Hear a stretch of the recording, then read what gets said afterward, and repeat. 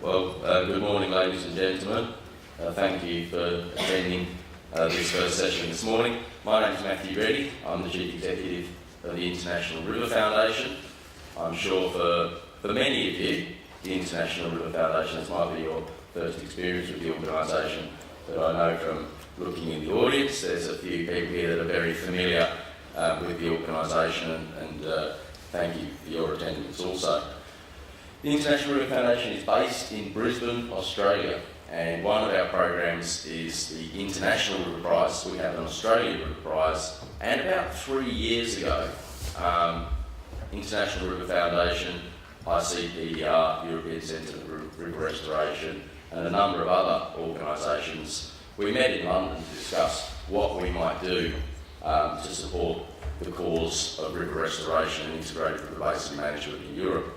And we decided at that meeting that we should work towards a European River Prize and to host an event that would showcase the best practice in integrated river basin management. So that was 3 years ago. So we're proud and probably quite relieved that we're here this morning to actually look at what is the finalists of the first ever European River Prize. This year, in its first year, we were very pleased with the results. So we had over 20 applicants from right across Europe. So from Ukraine, Norway, Greece, 3 from England alone, through Central Europe, through France, and of course into Spain. So we managed to get a large coverage of European entries. From the entries we made a shortlist, and then from the shortlist there are finalists. So the finalists today had achieved something remarkable in themselves. So it's a celebration of the finalists, but of course there can only be one winner, and we look forward to announcing that winner this evening. The finalists are recognised as having a vision and a plan for their river basin and having had outstanding achievements. And we also rank something called the X factor, or the wow factor, which determines the degree of difficulty it is to get those achievements in that particular basin context. So that's a deciding factor in many of these applications. I'd also like to acknowledge very briefly the judging panel, the independent judging panel. So the chair of the judging panel is Mr. Bart Fockens. Bart is also on the International River Prize judging panel, so there is that connection there. We have Alistair Driver, Vladimir Mamayev, Beata Downer, Ulrika Sapiro, Clement Topner, and Gaia Chikuchi. So each of the judges brings their own wealth of expertise and experience to the judging panel. So, ladies and gentlemen, I'd like to now present the finalists for the first IRF European River Prize. We'll be doing this in order. Each finalist will have up to 15 minutes, and there'll be time for some questions at the end of all of the presentations. So I'd ask delegates to record questions as they arise, and then we'll ask those at the end. So we'll have 20 minutes, half an hour for questions, and I will be very strict on the time because we have our field trips today. So the first presentation we're going to hear from today is from the Orbigo River in Spain. Please welcome to the stage the representatives from the Orbigo River.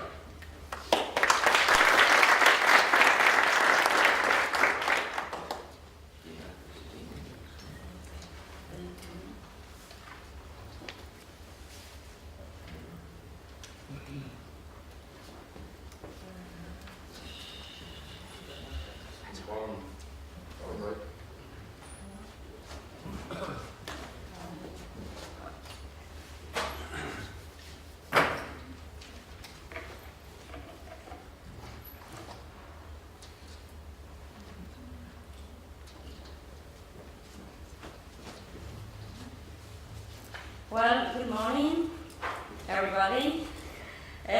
First of all, I would like to express my gratitude to the International River Foundation and all its Riverprize partners for their support to our project as a finalist of the European Riverprize and for this opportunity to present our project to all of you. I'd like to start my slide presentation giving you some data, but the Duero Basin is the biggest basin in the Iberian Peninsula. It's a transboundary basin served by Spain and Portugal. And here just one slide about the legislative and institutional framework. As a European country, we are ruled by the European directives, water framework directives, and habitats and floods directives. And from this context emerged in 2007 the National Strategy for River Restoration, and the Ministry of Agriculture, Food and Environment is responsible for the implementation as well as the basin authorities. And in order to develop this strategy, the Ministry asked the basin authorities for demonstrative projects of change in the management of river systems, promoting integration with land use following sustainability criteria, and encouraging public participation and technical training in all this new approach emerging from the European directives. And so the River Orbigo project was designed by the Duero River Basin Authority for this purpose as an example of integration both water management and land use policies, so that it builds on recovering room for the river and secondary channels and improving both lateral and longitudinal connectivity, and other actions as public participation process, education, training, and volunteering program. And so we got our project to be funded by the ministry. Well, it was great, of course. Well, here you have also some data about the River Orbigo. It's 108 kilometers length, and the project is located along of a 24-kilometer stretch in the upper part of the river. The original geomorphology of the river was braided and wandering. I have here an aerial photograph taken in 1956. As you can see, the river has a lot of space, but after channelization, it became just one single channel. As you can see in the second photograph taken in 2006. And it is because the river has been the subject of maintenance and channelization for many years to protect rocks and villages, and so this caused hydraulic malfunctioning and so flood problems because the rivers are unable to protect properly people and assets, and this also requires expensive maintenance and produce a lot of impacts on aquatic ecosystems. So, the main objective of our project is recovering morphology and hydraulic capacity of the former street bed of the river and the connectivity, and the achievements in doing so are increasing concentration times, and so we got flood abatement, and so we got flood risk management in accordance with the principles of the floods directive. At the same time, we are improving ecological conditions of the riparian corridor and the diversity of habitats in accordance with water and habitats directives.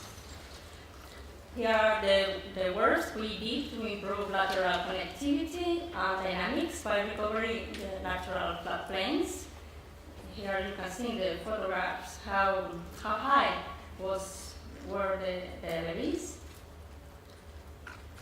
And there are other actions in our project, also works to improve longitudinal continuity. This is because in this stretch of the river there is a weir that represents an obstacle, and it was impossible to remove because it is necessary for irrigation and water supply to the city of León. And the works on the weir consisted of lowering the height of 3 blocks in the central part of the weir, where a gate system is installed during the irrigation season and removed for the rest of the year. We also did some forest work, but to be honest, we are not very keen on this kind of action because we think that the river is the best carpenter of his own building, really. And you have the achievements of our project. First of all, the achievements concerning flood risk management, and we have the recovery of 480 hectares of flood-prone areas with a high capacity to attenuate floods naturally.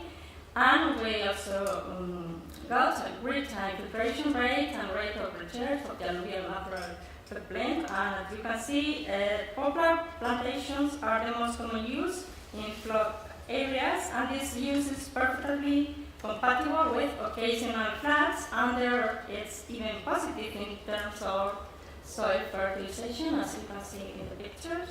And in the other, you can see that were taken during the last high water last winter. We can see how the replaced embankment works properly in its new location away from the river's channel. Here you have more achievements of our project, this time concerning improvement of ecological status and diversity of habitats. In longitudinal continuity, it's now reconnected a stretch of about 25 kilometers. And I think that these pictures also show how the project has improved the visual, the recreational and ecological quality of the area, because earlier the river was isolated by longitudinal dikes and because the people saw the river as a threat. But now we have, as you can see, a new green area for the people to enjoy, and this is also important from an economic point of view because of the tourist opportunities, and also in economic terms, this is also because we drastically reduce the need for maintenance. We have some notes about monitoring, well as checking the proper functioning is the best way to monitor it. We didn't need to use a simulation of high water because it really occurred last winter, comparable to those in 1995 and 2000. And then there were a lot of damage and social alarm and a lot of people asking for rebuilding the dikes, and even more and higher and more investment. And after the wars, we don't have those problems anymore.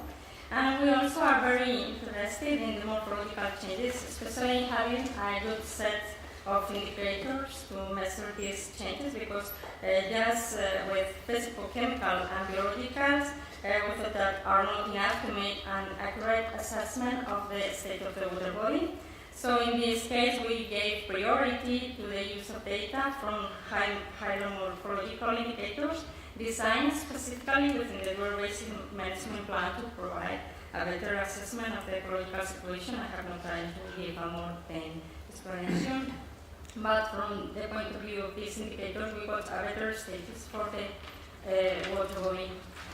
Now I want to talk to you about the public participation process. This means also an important methodological innovation because now we are doing, well, just information, not really public participation today. And so this is the first time we are really carrying out a public participation process about the whole project itself. You have some reasons about why we thought the project was impossible to be carried out without a public participation process, because recovering floodplain natural functioning imply losing also some using possibilities, housing, farming, and limitation to poplar plantation. And of course, we are a public administration, and so we are empowered to expropriate, but we didn't want to expropriate because it takes a long time and a lot of money, and it's a source of conflicts. And there is also a kind of unfairness of the use of public money to do so, because it should mean that we are paying for land that belongs to the river. And also the project, based on this kind of principles, classes with a mentality stemming from several decades of channelization and reduction of natural floodplains, and it's made by the same authority. I mean that the River Basin Authority has been building dikes for over 30 years, and so the same authority now is going to remove. So I understand that the people who are crazy, but so this is, I realize it's very, very difficult to many people understand. So for more than 3 years, we had around 50 meetings throughout all the project drafting, implementation, even monitoring, with local authorities, stakeholders, and the population as a whole.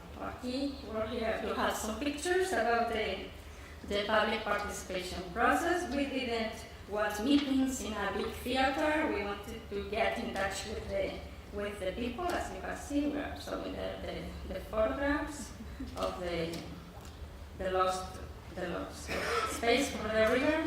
And here you have some news about how difficult it was to carry out this public participation process. There were, at the beginning, there were not many problems because I think that people didn't believe the project was going to be carried out.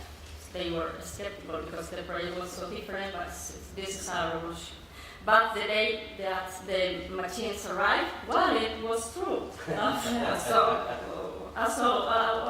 you explain again? So we did once more time.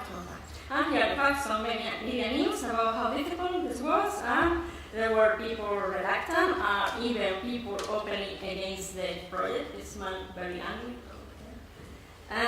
But at the end, eventually we managed to get the people on our side. It was possible to get agreements, and I always say that this was a cultural challenge, really. And the project was so new and so different that the lack of social acceptance seriously jeopardized the project's success because it might involve no more political backing to carry out this kind of project. From the social point of view, we also had a volunteering program funded also by the ministry and carried out by a non-profit organization. And it was started to all kinds of people, particularly those not taking part in the public participation process, like children, youth, families. We have here the main lines of actions. For example, we did some role-play games where children and students played the parts of the different stakeholders as the adults really did in the public participation process. And we also wanted to insist on hydromorphological aspect. We are often neglected in favor of analysis of the fauna and flora because I think it's more easier to talk to children about animals and plants and not about natural processes of sedimentation and erosion and all the stuff like that. And also these programs help to promote a positive attitude towards the project. Many people took part in these actions. We produce a lot of materials, very interesting, and it is very important the significant impact on the media that this process had, because this kind of news are always positive news, so it's the kind of news that politicians like, and so this is very important for the meeting of political backing. Well, we have here some information about dissemination and training. I told you that we wanted our project to be a demonstrative project, and I think it's, from this point of view, is successful because we can become a reference piece of work visited by students, technicians, and professionals, and selected by several universities to be studying degrees and master. And Oreo Basin is one of the pilot basins in the river restoration community of practice emerging from the last World Water Forum. They are in the site event B. And we wanted our project to be so as an example of good practice in river restoration and flood management. To this end, we decided to shoot a video about this new approach, showing the sample of the Oreo as a case study. And at the same time, it turned out to be very helpful in the public participation process, making people feel as actors of a story worth telling. Well, just one more slide to summarize. Well, There have been a lot of challenges overcome and lessons learned. There is also work left to do because we have 2 more projects really to be implemented in the rest of the river who suffer the same problems. But the economic situation makes it difficult to get the money. Well, maybe we are not going to set up the 2020 Olympic Games, and so this is the chance to get the money because sport facilities are not made. Well, thank you very much for your attention. I encourage you to watch our video about the Orbigo. Well, thank you very much.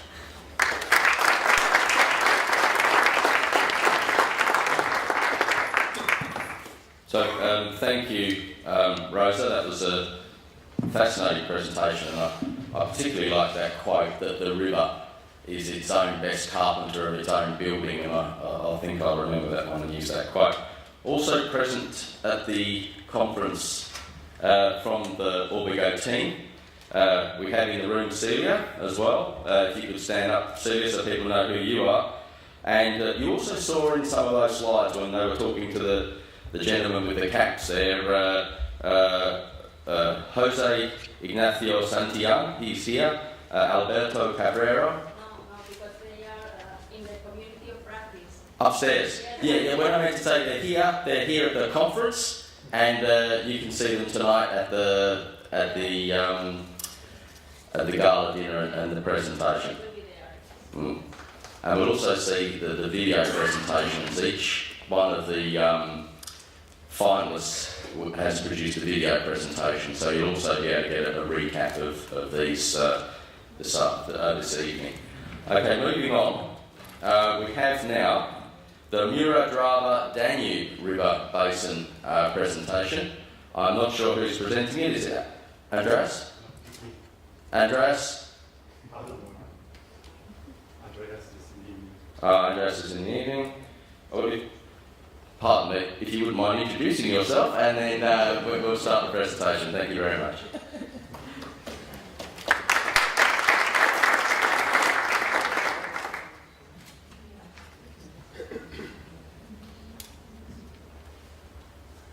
Yeah, thank you very much. First of all, I would like to thank the International River Foundation and its partners and the jury for making it possible that the Mura-Drava-Danube Transboundary Biosphere Reserve is one of the finalists. So we are very proud of this step.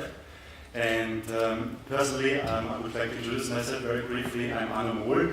I'm working for WWF Austria, and I'm responsible for coordinating WWF work for the Biosphere Reserve Mura-Drava-Danube.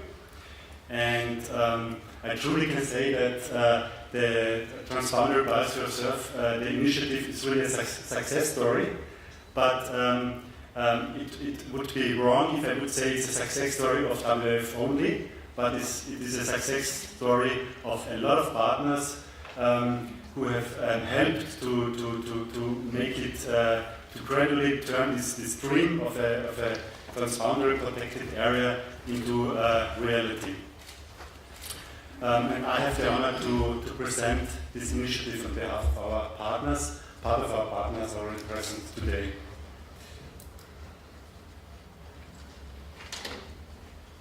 So, where are we? So you hardly can imagine that in the middle of Europe there are 3 rivers, the Mura, Drava and Danube, who have host a really amazing biological diversity. And 3 rivers who span across 5 countries. And that's very, very special. We say, we are talking about Transboundary UNESCO Biosphere Reserve Mura-Drava-Danube. In short, acronyms TBR, MDD, so it's a mess. So it is the correct name, but we are using for this initiative the Amazon of Europe to make it simple. And as it is not a tongue twister as the Transboundary UNESCO Biosphere Reserve, so I would also often talk about the Amazon of Europe.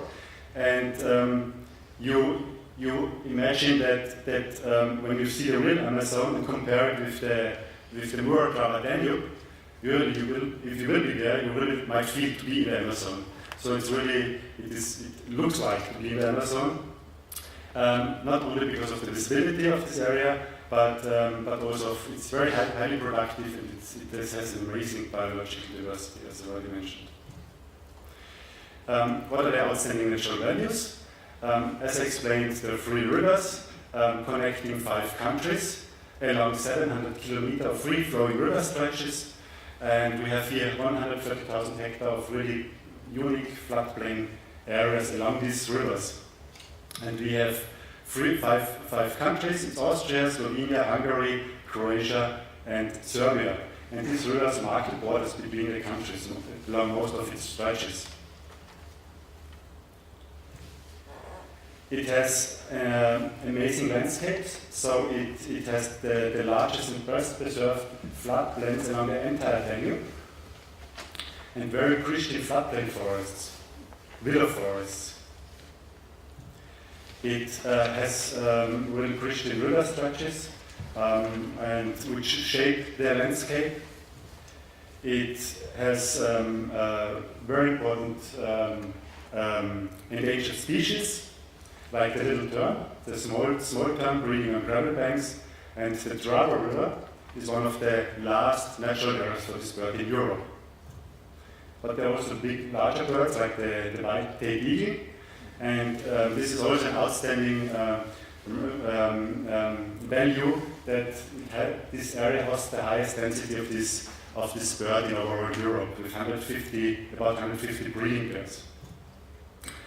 It hosts nearly extinct species like sturgeons. This is a ship sturgeon, and we believe that, and there are some catches from the past, from the last 10 years, that this species is still occurring in this area. But we know that this might be really the last refuge of this species along the entire Danube. So this area has important responsibility to protect the species. The Kopački area, so it's the confluence of the Danube and Drava, is also the most important spawning ground for fish along the Danube, besides the Danube Delta. And now we will see that, okay, yes, it's an important spawning ground, but it's important for people, of course, fishing in this area, and providing benefits to the people who live along these rivers. There are outstanding cultural values, a very long cultural tradition, and it is divided between 5 countries. Formerly it was under the Austrian-Hungarian Empire, it was one area, but it was split into 5 countries, but the cultural tradition connects those countries, because from the past. And this is also very important, like here in Serbia, the Botrok Festival, which happens every year. This cultural tradition is reflected in the architecture of this region, and it is visible in towns like here, a very old town of Osijek, on the Drava. And of course, it has a old tradition, but it's also for people at the moment living in this area a very important recreation area. So people really enjoy, and live there. So now I come to the initiative. It has really deep roots. It started more or less 20 years ago, and 20 years ago there was the first idea to create a transboundary protected area. Why? Because these rivers, as I already said, mark the borders between the countries. They, 20 years ago, more than 20 years ago, they were part of the Iron Curtain between dividing East and West. And after the fall of the Iron Curtain, the political transition, we conservationists realized what has been preserved in these 45 years of the Iron Curtain. Really unique nature, which has escaped exploitation, and which has been very well preserved. But it was this one side, so that unique natural values which have been recognized at that time. but at the same time, immediately pressure started to exploit this nature, and there were plans to build a series of hydro dams along the Java River. And this conflict, so with hydro dams along the river, triggered the idea to develop a different concept, to develop a sustainable concept for this area, and which links the preservation of these unique values, but with economic benefit for the local people. And at that time, the first international organization who got involved in this was Euronatur, and Euronature developed the first concept, the first map to connect these 5 countries via a green vision. And in this occasion, I would like to remember Martin Schneider-Jacobi. He was the guy who was the first from Euronature was there, and who was supporting or creating this concept of a transboundary protected area. Martin sadly passed away last year, but I think he would be proud to see that this initiative is really continuing in this sense. In Austria, we had in the 90s a prime minister, Kanzler we say. He told us, to the Austrian public, okay, if you have a vision, then you need to go to a doctor, and because you're sick. So, and this is what politics reflected this attitude at that time. But I guess if the people really committed to this vision, I think we wouldn't have achieved what we have achieved. And I think it was important and good to have this vision. And I think if you call the people who are behind this sick, you can call them sick, but it was a very positive sickness, I would say. 20 years later, so this was a big achievement thanks to Croatia and Hungary. Both countries signed a joint agreement to establish this transboundary protected area. And that was this remarkable milestone on the long way to create this transboundary protected area. This was also the basis for all 5 countries to sign an agreement. 2011. It happened in Hungary in the frame of the EU presidency, and under the presence also of Janis Potočnik. And this was really this breakthrough of this idea of the biosphere reserve, because it was officially approved by the countries on ministry level to go for this biosphere reserve. Now you might think, okay, yeah, it's nice, envision, and then 20 years later sign a paper, but it's not all, of course. In between, a lot has happened, a lot of achievement has happened. Along these 3 rivers, I really briefly explain you. Sorry.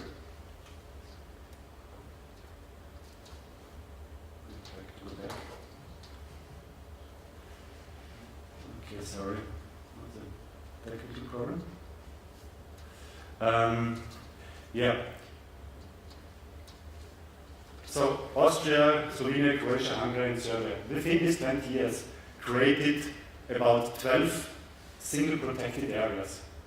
So this was an important milestones within these 20 years. 12 single protected areas, from Natura 2000 sites to a national park, to regional park, to nature park. So it really protected areas in a different category and protection regime. And this is not enough, of course, because if these are transboundary rivers, the countries they host same natural values. Of course, they need equal protection. So it needs a cooperation between the countries to guarantee really the preservation of the values on the same level, and not in different categories and protected area schemes and so forth. So what happened? Croatia-Hungary signed the agreement to establish the transboundary biosphere reserve and got already approval from UNESCO. So UNESCO designated the area as a biosphere reserve. And one tool of biosphere reserve to guarantee harmonized management, harmonized protection is the zonation. So what happened? that this area, these single protected areas, were put under a zonation concept, and we have 3 zones. The core zone is the active floodplain area, so it is for nature conservation purposes only, more or less. The buffer zone is for promoting sustainable agriculture, for sustainable, so this traditional agriculture, sustainable forestry, and then there's a quite large transition zone for sustainable business development, like tourist facilities should be built or should be established there along the biosphere reserve. So there's a connection between the nature and between the regional development. And so at this day, we have about 630,000 hectares of this area. This is 80% of the whole area is under the label of the biosphere reserve already. There's, this year, in September, there's the plan by Serbia to go for a nomination, to go for a UNESCO nomination, to extend the parks to the Serbian territory. So these are good news, very good news. So it shows that it goes on. And the next step would then be Austria and Slovenia, to extend the area to Austria and Slovenia, to make it the picture complete. I already mentioned at the beginning, that threats were a main driver to increase the protection of this area. Because if you don't have a threat, there's no need of protection. And these threats, these pressures on the river ecosystem due to old-fashioned regulation schemes, due to exploitation of gravel, due to hydropower, of course, this was a latent threat, and projects popped up, and NGOs, beginning from the 90s onwards, were really fighting hard against these pressures, and have raised public attention, have raised media attention, have raised critics from international organizations and from the EU Commission, and also from environmental committed governmental bodies. And major threats have been stopped or hold, so that this is really also a success of this initiative. This was due to this protest of local and of NGOs in this area. So this is not the end of the story. So it's pessimists would say, okay, we have a long way to go. I would rather say we have achieved the first half, and now we are at the start of the second half. As I already said, biosphere reserve is a combination preserving natural values and connected with local people, with their needs, and with great sustainable benefits for the people. But also research is a very important issue in the biosphere reserve. The challenge is ahead. Of course, next step is to have the final joint designation of the biosphere reserve, so Serbia, Slovenia and Austria board, to have structures in place in the countries to guarantee a harmonized management, a coordinated management of the same natural values. Very important pressures continue, so to stop this old-fashioned river exploitation, and now we are on the river restoration conference going to river restoration, so from river regulation to river restoration, and to trigger sustainable, ecological-oriented development from river exploitation, gravel mining to tourist milking. So I hope there's nobody here who would like to go to this area and who would like to be milked. So. We are talking about restoration in these 3 days, and restoration is definitely a key issue for the biosphere reserve. Like here, it's a very nice picture from Croatia. It shows the connection between the river and the people and their livelihood. So this is the vision. So to stronger connect the river with the people in this area. And WF has developed the potential, has assessed the potential of restoration in this area, and so we came up with a map showing the areas which would be important for future restoration efforts. There are already first restoration projects going on in the region, but we need much more comprehensive restoration in the future. So the question is, how far can we reach from a regulated to a really natural river, how far can we go with restoration? That's an important thing. Another very nice example is the self-restoration of the Drava, which shows the potential of this area. It has a very high potential. For instance, more than 100 years ago, this part was regulated, this river stretch, and during the last 100 years, it has created a new, from a straight river to a new meandering river. So the river has really high potential to restore itself, and this is an issue we should promote in future, the biosphere reserve. I would go very quickly because I'm already over time. The biosphere reserve doesn't stand on its own alone, but it perfectly fits to policy like the EU directive. It's talking about harmonized management. The Danube regional strategy, which labeled the biosphere reserve as a key project for funding in the future. The Drava River Declaration, we'll be talking tomorrow. Ramsar rights use, that's an issue for the biosphere reserve. Of course, the obligations under the conventions. Restoration initiatives going on from Wetland International, European Center for River Restoration, a very strong connection. And good practice restoration projects like on the Upper Drava. So the biosphere reserve could learn a lot from the Upper Drava because restoration is very well in place there. So this is important to share this experience. Just to give you an idea, a lot of partners, so we are not starting from scratch, a lot of partners are behind this initiative, are supporting, promoting this initiative, from NGOs to government to international organizations, and also donors. So, what's our final goal? This is my last slide. So we really need joint efforts in the next 20 years to reach Europe's largest river protected area with more than 800,000 hectares. To create world first 5-country biosphere reserve, and most important, to connect these 5 countries through a common understanding, through a green vision. And this is I think, this historical moment that through a green vision we brought the countries together, but this now needs to be really implemented on ground. So I invite you to join us and to help to make this dream really real. Thank you.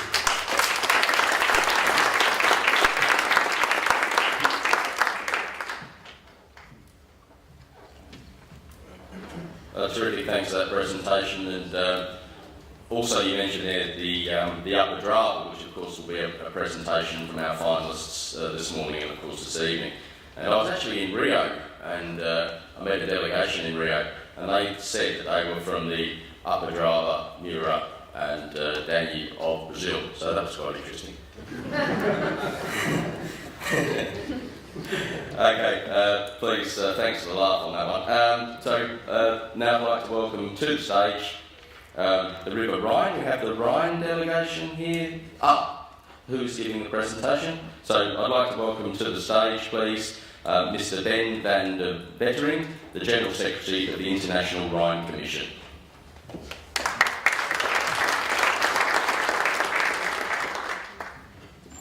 have to find my presentation.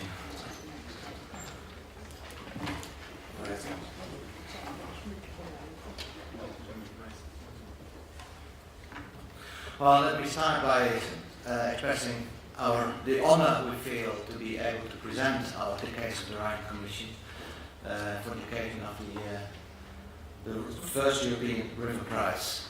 I would like to congratulate also the other 3 finalists. Let's compete further and let's see who is winning tonight at 9:30. But I would like to share now with you the case of the Rhine Commission, the International Commission for the Protection of the Rhine and Food, in brief, the ICPR, who had its first meeting in the year I was born. So it's rather mature, like I am. That's all I want to say about the age right now. The map of Europe with the catchment of the Rhine, I think it's familiar to most of you. And the map of the Rhine catchment, probably also familiar to you. It's the 3rd biggest river in Europe, 9 countries, 58 million inhabitants, of which, and that I think is stressing the importance of the Rhine, the quality of the Rhine, it's a source for drinking water for 30 million people of these 58 million. It is connecting some of the largest industrial areas in the world. It is the biggest shipping lane in the world, the busiest shipping lane in the world, and it's a river of many different pictures, like you see on this sheet. It is also a river with many different uses, and of course that means also many different conflicts between users. And that is where the ICPR comes into the framework, to try to harmonize these different uses in a democratic way. Again, a picture of the situation in the Rhine in the 19th century to the 1980s. A picture you saw before. Many different changes, many complete corrections of the river, turning a natural river into a concrete channel, disconnecting natural floodplains. Over the years, for instance, 85% loss of alluvial flood areas in this area. So, changing a natural river into a anthropogenic river, so to say, with impact on ecology, on flood, etc. This, now you know of course my age as well, the foundation in 1950, the 11th of July 1950, the first meeting of the ICPR took place on the basis of an initiative of the Netherlands and Switzerland. They managed to get together the civil servants from the Rhine catchment area. The history of the Rhine is marked by two major disasters. In a way, examples of management by disaster. Turning a disaster into positive action.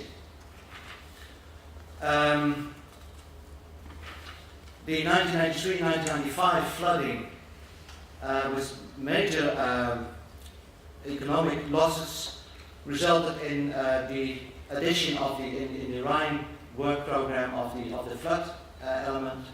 But the 1986 accident at Sandoz, in the year of the general accident as well, that was in fact a key turning point in the history of the Rhine.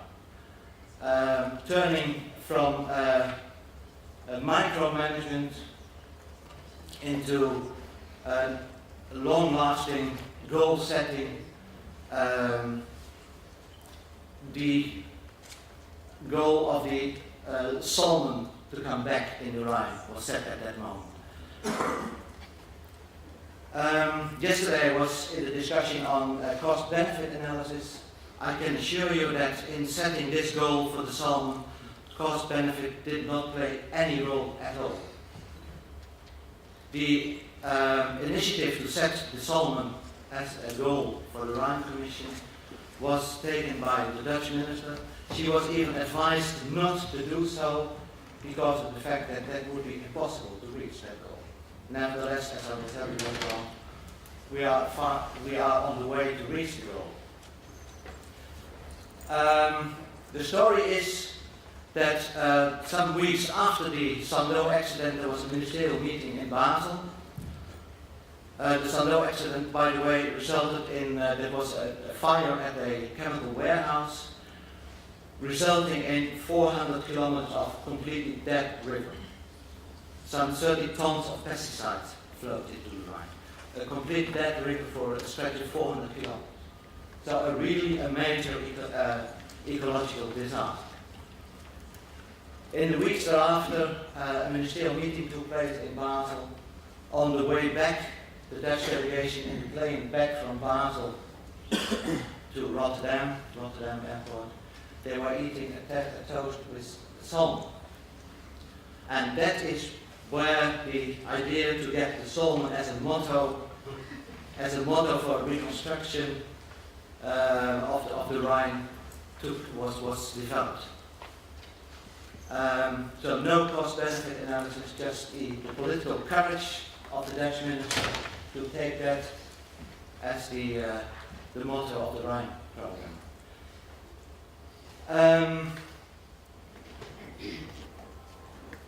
The ICPR, as I said, was established in 1950, amended in 1963 and 1999. The full members are Switzerland, France, Germany, Luxembourg, the Netherlands, and the European Union. In the convention, the Rhine Convention, and we have a close cooperation with Austria, Liechtenstein, and Wallonia. This cooperation is also put into a formal framework.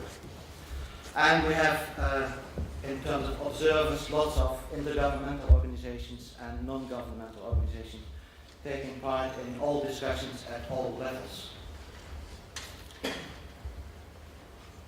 This is describing in some keywords the cooperation in the Rhine Commission. It is a rather decentralized organization. At the bottom you see that we have a small secretariat, and I'm happy to be the general secretary of that. Most of the work takes place in the national delegations, directly involving more than 300 delegates in all our meetings. But of course, in the institutions, in the national authorities, much more people are working on the Rhine Commission. The national delegations, they do have the political mandate. That is where the know-how is, and that is also where the budget for the secretariat is coming from. About 1.2 million euro per year, just for the operation of the secretariat. It is mainly a political framework. From the past, it was only a political framework. The EU Water Framework Directive comes into place only in the year 2000. So it was a political framework with no sanctions, but only with the political will, the political courage I mentioned before, and only with that it was successful.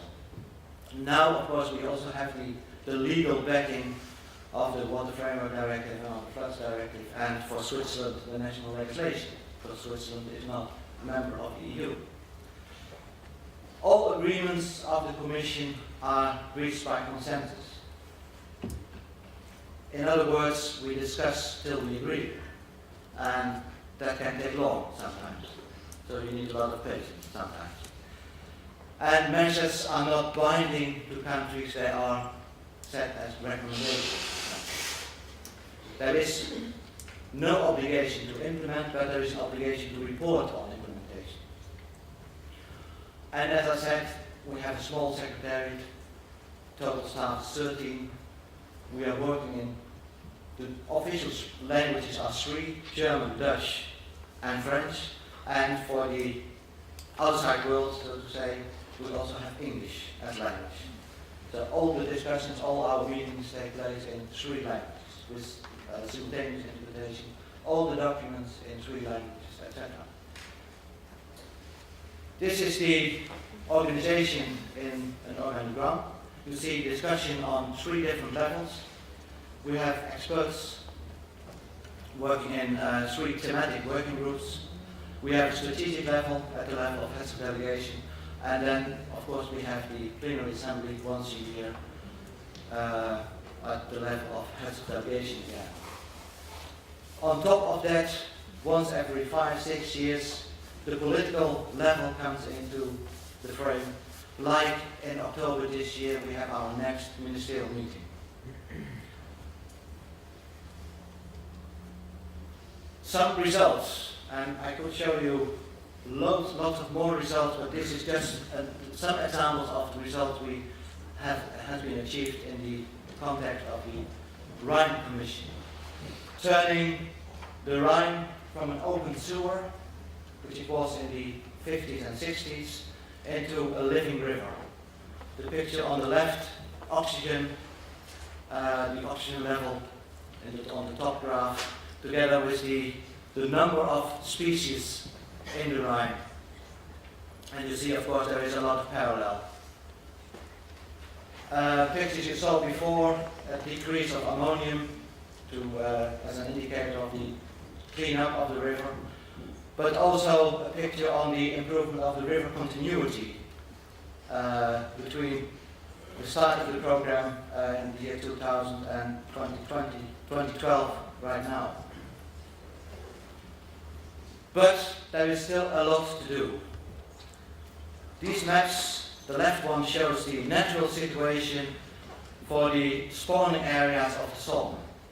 So a lot of green, a lot of areas where the salmon could find its spawning areas. On the right side you see the current situation, which is much less green and red and orange still in place. So there is a lot to do in terms of river continuity, and then of course also in terms of ecological reconstruction.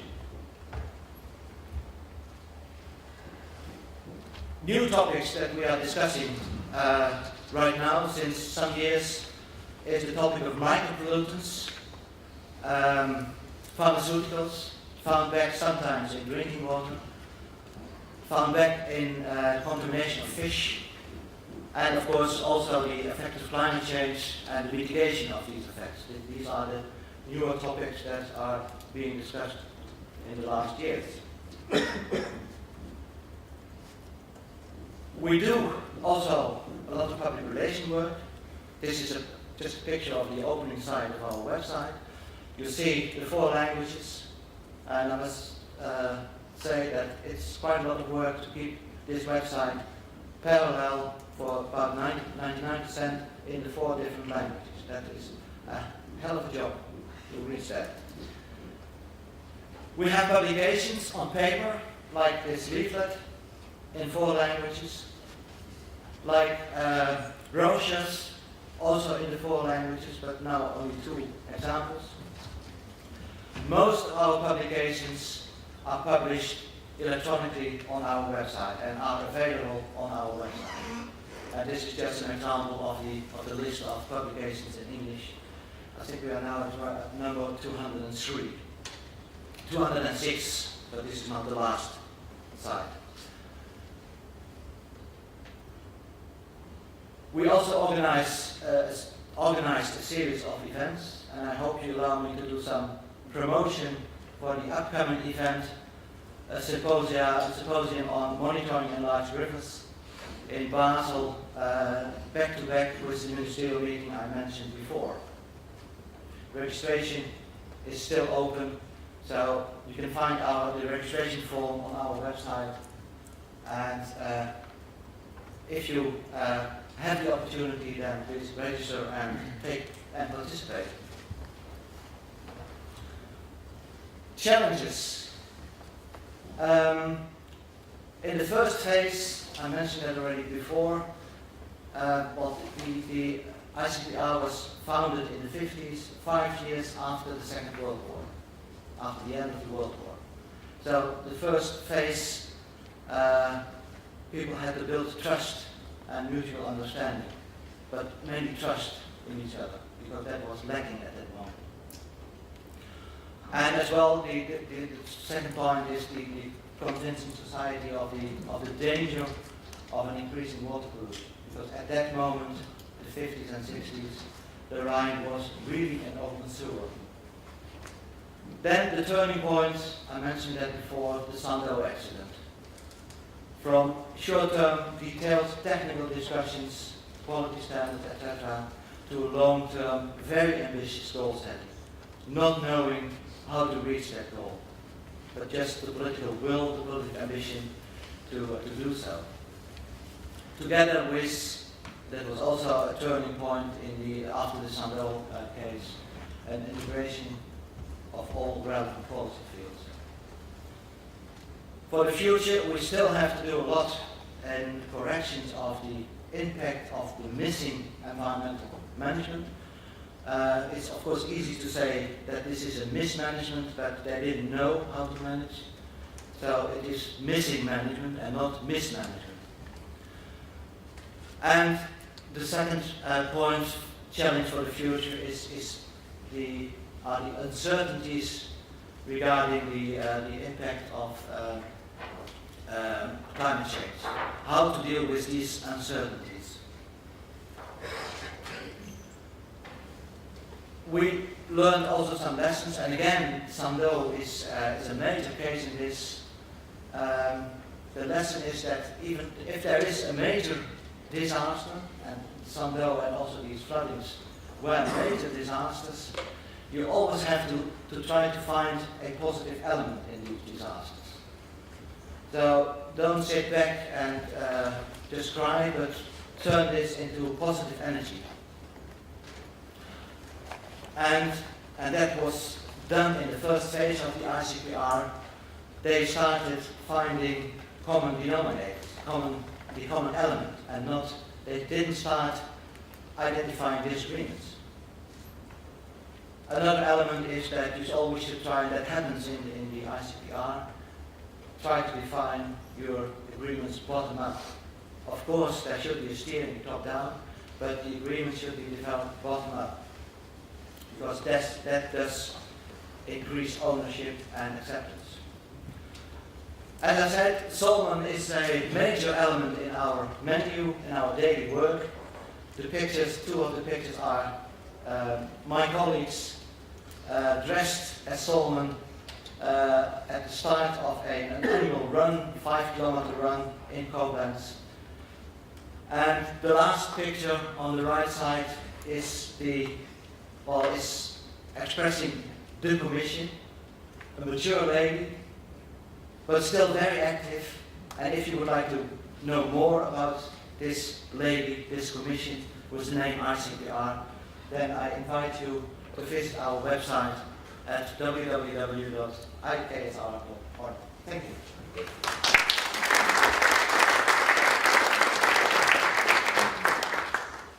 Thank you very much indeed, Ben. And who knew that menu planning could have such far-reaching implications?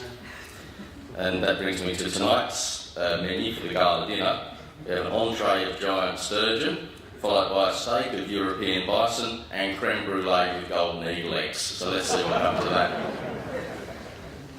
Okay, also here in the audience, we also ought to recognise we have Ms. Anne Schulte-Wilber-Leidig. So thank you also for your attendance here today. And Mr. Andre Weidenhaupt, who is the chairman. So thank you very much for your attendance. And I think you're starting to see now just how difficult this task is for the judges. Yeah. So let's now bring to the stage our last, but by no means least presentation, a presentation from the Upper Drava.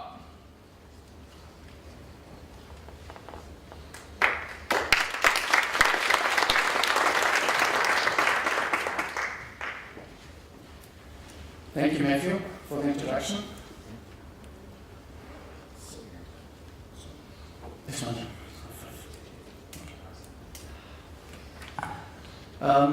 Thank you for the introduction, and let me say, dear ladies and gentlemen, a very warm welcome from the southern part of Austria, of Carinthia, from Carinthia, and from this big river Rhine.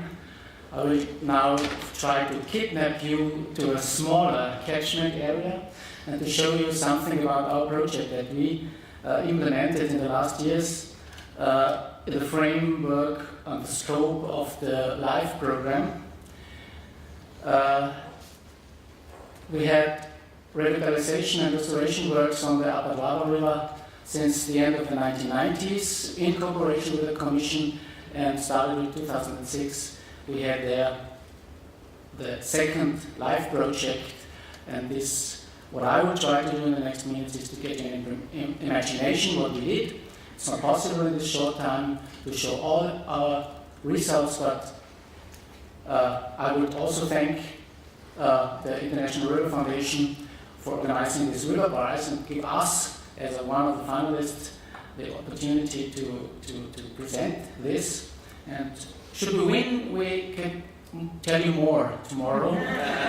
So I will just have a focus now the next 10 minutes of what we did. Where are we? Where is our catchment located? The project took place or was implemented in the southern part of Austria, the regional state of Carinthia. The River Drava is in Austria a river with a length of approximately 280 kilometers, and in an extension of about 70 kilometers, we implemented some restoration works during our LIFE project. The project duration was from 2006 to 2011. The Drava River in Carinthia is a typical alpine river with all the problems and all the details that these rivers have. And I would try to give you an imagination of our project on a basis of 3 core measures. We took a lot of measures in this river along these 70 kilometers. We had a Natura 2000 area of approximately 1,000 hectares. We started in 1999 with 500. And with 3 core measures of river widenings, I will try to show you some imagination what are the problems, the challenges that we have in this catchment. The catchment area is about 2,500 square kilometers. We have a mean water discharge of approximately 70 cubic meters per seconds and a 100-year high flood of approximately 1,000 cubic meters per second, so that you get an imagination about the river. The river is a typical alpine river, and the typical geomorphological river type was a prairie river with isolated islands, many gravel bars, and a big geomorphological dynamic. But starting with the river regulation works in the end of the 1890s, there was starting a narrowing of the river, because there's many alpine rivers in Europe, but this was strengthened after the 1965 and 1966 floods. So we observed in the late 80s, beginning of the 90s, a dramatic degradation of the riverbed because of this narrowing. And as you see in the upper right picture, the embankments that were taken after the floods in 1966, they lost their function. There was a disconnection from the retention areas, a loss of retention areas. We calculated the flood wave transition, and we saw that there was an acceleration of the flood wave of approximately 4 hours. If the degradation of the river will go on in this speed, we had a degradation from more than 2 meters in 50 years. So the objective of our project was, for the term of the flood protection, to stabilize the riverbed, to preserve the retention areas, to keep them in function, and to increase the bed load. This is in the third picture. We also opened check dams of the torrent control so that more sediment could go into the river. And the first river widening, on basis of that, I will show you what we did, is the river widening in Obergottesfeld. It's a small village in this area, where we widened the river along a section of more than 3 kilometers. We created side channels, oxbows, and removed all the embankments. And we bought 25 hectares of land so that we can remove the embankments into the hinterland. So we have a second defense line.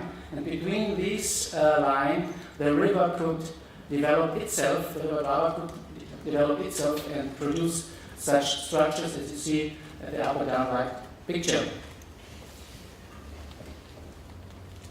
But not only flood management and river management problems occur, we also observed a loss of terrestrial and wetland habitats because of the disconnection of the riparian forests and the side channels. We have a loss of rare species and habitats in the surroundings and the floodplains. We have just residual areas of grey alga forests, and that was the start point to protect these residual areas through an initiative of our Nature Protection Agency. And also with our river widenings, it was possible to increase the hydrological dynamics in this area, to create new pristine habitats in the surroundings and the floodplains. So we created ponds, oxbow lakes, and wetland areas. We recreated riparian forests because we bought more than 60 hectares of land. And we also stabilized the groundwater level. And as you see in the second example of one of our big river widenings, an area of more than 1 kilometer, there you can imagine how the river changed in the last 10 years when we are working here. So we also here removed all the embankments and we try to establish these wetland habitats as ponds, as you see in the picture, in this area. And so since 2007, we have also the breeding of kingfisher and also new founds of Bombina bombina or the German tamarisk, which is also now re-established in the area.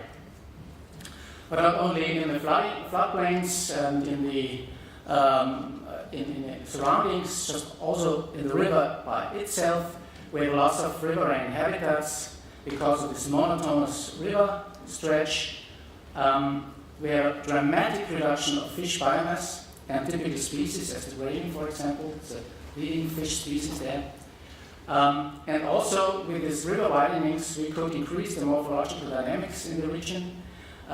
We create new, and I want to point out the new dynamic habitats because we removed all the embankment, because this changing of these habitats is very, very important, for example, for the tamarisk, German tamarisk. And with our third big measure, the river widening in St. Peter, where we also, in the same way, widened the river. We created a 2-kilometer side channels. We initiated, and now it's, we try to look what happens in the next years. This measure was finished in 2011. And with these new structures and with these new dynamics, we get a gravel bars, as you see in the down picture. And we have new habitats, for example, for the Danube salmon. But not only the nature and the river itself was a focus of our project, but also the man, the human being living there, the people of the region, because in the last 20 years when we were working on the River Drava with this restoration project, we see that there's an old saying in Carinthia, people will only protect something what they know. And they would have this acceptance to do this if they know what happens. So we make a big joint effort to raise the public awareness. We built different recreation areas. We developed an visitor information system or concept. I have here some of our brochures and photos. They are outside for you to take with you. We produced a map for cycling and go by boat on the river, and to show and to create areas where the people could go there, and we create areas just for nature with prohibited areas for developing natural processes. Last but not least, we also have a focus on international cooperation, and Arno mentioned it before. In the year 2008, in the framework of this project, we organized a symposium in Maribor with the 5 riparian states of the Drava River, and there we adopted and established a declaration with 10 points about the future development of the River Drava, and this declaration was signed by all member states. The representatives of the ICPDR were assigned this document. And one of the fruits of this document, or 2, one of these you will see maybe tomorrow at session 11. After this declaration, we implemented an Interreg project with all 5 states to initiate tools for sustainable river management according to the different European legislation and frameworks as Flood Directive or Water Framework Directive, Renewable Energy Directive. More you will see tomorrow. And as I heard in the last weeks, there is an initiative in Croatia, I will maybe know more, that the Croatian will also establish a live program, a live project in the next years to go on also with restoration works in the lower Drava River, the delegation took a visit to Carinthia, and they learned, I hope, they learned of our good practice, but also from our mistakes that we made to establish in future a good river development. So, but I'm now here just a representative of a good team, and of partners. And it's a pleasure for me just to be here and present you. And it's a pleasure for me also.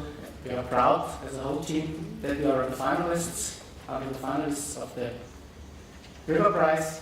But this project was only able to implement with our partners. At the beginning, the European Commission with a big funding. We invested in the last 15 years 10 million euro in these restoration works. Our national partner, the Ministry of Life, is also a big partner with a big support.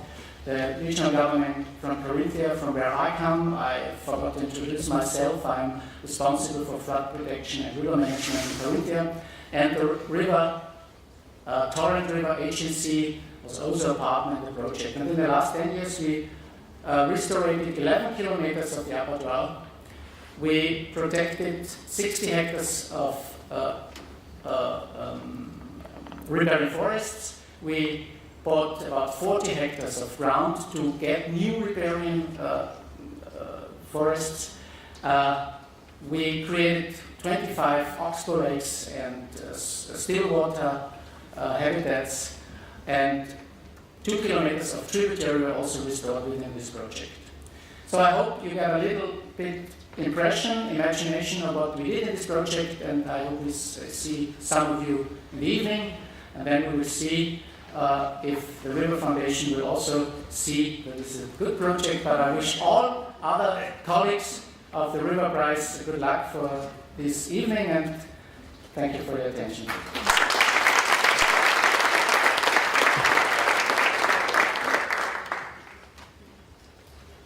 That's a very nice sentiment to finish, and indeed, as a finalist, you are all recognised as leaders in your field. What I'd like to do is ask the presenters to come to the stage.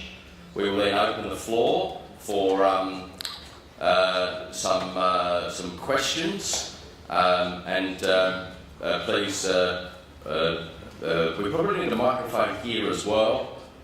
So how many microphones do we have in the audience? So one in the audience, one to pass around probably for this end, and perhaps Ben, and if you would like to perhaps even use this microphone as well. So questions from the floor, please. Yes, please, Duncan. I'm taking photos, so let me have a question.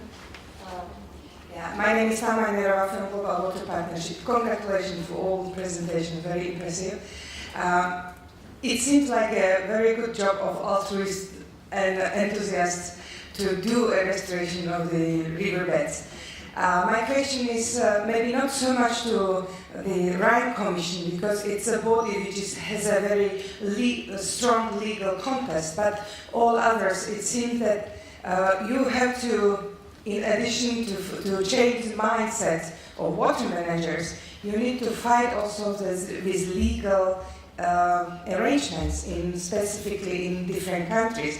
My specific question is how you are convincing government, for example in Serbia, who is not EU member, to join the club of EU-rich countries and a flood of resources which are coming with a completely different legal regime. So that's a very clarification question maybe. Please, if you want to pick up the microphone to those. Okay. Meantime, I will keep a picture. Okay, I would like to explain it in this way maybe. The initiative of Biosphère Reserve includes current new members, then old, then very new like Croatia, and then future like Serbia. So, but all of them have one in common, so that all need to implement, for example, EU legislation. Fauna Flora Habitat Directive, Water Framework Directive, and that was not mentioned.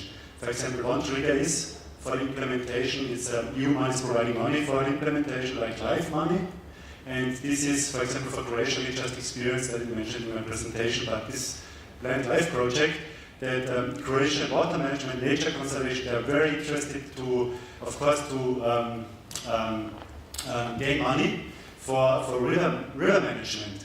And this money is labeled, so it is just not given for river management as such, but you need to connect the benefits of flood protection and nature conservation, and then it's possible. And this is a trigger, so far, for example, for Croatia. And I think one lesson learned from this is you need to be persistent let's say, stopping old-fashioned regulation schemes, but at the same time showing the way into new approaches. And this is like Norbert presented. This is also the future for the ballast rules, for example. So it takes time, so of course, but it is the only way. So.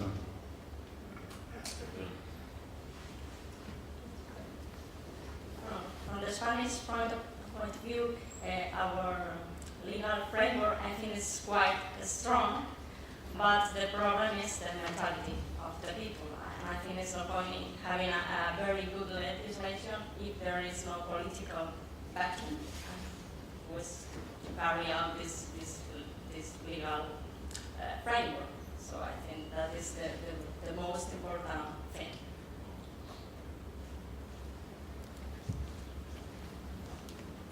Can I add to that? That was also the case in the first years of the ICPR. Although we do have now a rather strong framework convention, and of course the EU directives. But in the first years, there was not an EU in 1950. There was no Water Framework Directive, and even the first Rhine Convention was developed in the 60s. So the first years, a group of people with a common view met and came together and founded this framework for the Upper Rhine Commission. So in that case, I think all four have a kind of a common starting position. Although our starting position is a bit earlier. I just want to add something. What's a key factor of this project is that it needs time to elaborate trust between all the partners, because we started 20 years ago with a lot of blockings of people there, but now we have a very trusty environment, and that's make it possible to implement such projects. A couple more questions. Robert Oates here, please. If you can, it's very hard for me to see the hands go up back there, so please be like you're bidding at an art auction, make it strong. Thanks, Matthew. My question is to the lady from the Orbigo River there. If I understood you correctly, you said that the monitoring program you had put in place was only to measure the changes to the hydromorphology. So my question is, how do you know that there have been improvements in the ecology or the biology in response to what you have done? Well, from physicochemical and biological point of view, the water body was in a good status, so there is no problem. The problem was the hydromorphological process. And so, as I told, we set some indicators to measure these changes. I think I have some information here. Yes, because we use an index of compartmentalization and an index of lateral continuity.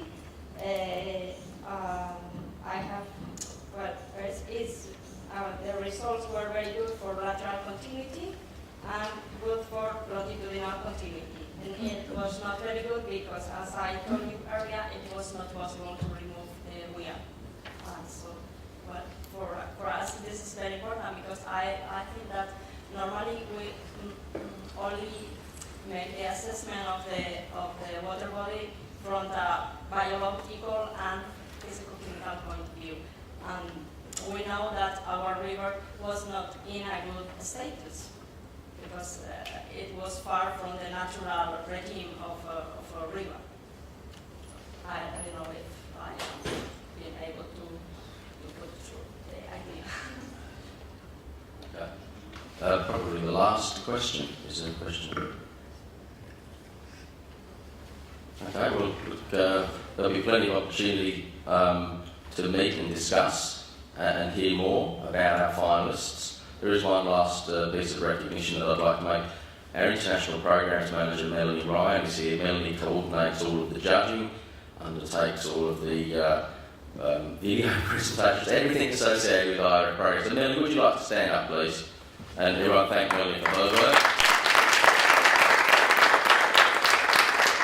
And let's keep the applause going for our finalists for the inaugural European Riverprize. And we'll see you all tonight. Thank you very much.